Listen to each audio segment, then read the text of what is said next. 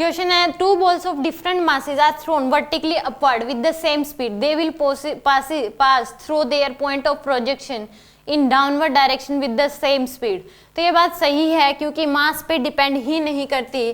तो यहाँ पे किसी भी, अगर जब हम काइनेमेटिक्स पढ़ते हैं तो कहीं पे भी मास आता ही नहीं है, तो मास पे डिपेंड नहीं करती। मान लो चाहिए आप इस केस में एक बॉडी है जिसकी यहाँ पे मास है उसका 2 kg, और एक दूसरी बॉडी है जिसका मास कितना है 4 kg। इसको भी फेंक दिया आपने ऊपर 20 मीटर पर सेकंड से, और इसको भी 20 मीटर पर सेकंड से, तो इसको भी ऊपर जाने में 2 सेकंड लगेंगे, और ये नीचे आएगी तो भी 2 सेकंड। यहाँ पे जब टकराएगी तो इसकी स्पीड कितनी होगी, 20 मीटर पर सेकंड ही होगी, और इस बॉल की भी वेलोसिटी कितनी हो जाएगी, 20 मीटर पर सेकंड ही होगी। तो दोनों सेम स्पीड से टकराएंगी।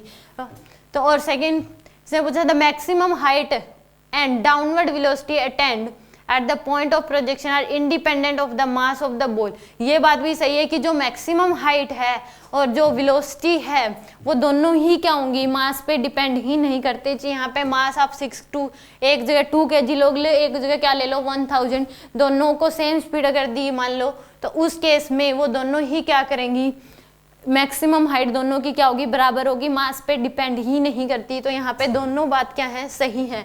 तो both assertion and reason are true and the reason is correct explanation of assertion. तो ए ऑप्शन क्या आएगा इसका, करेक्ट होगा।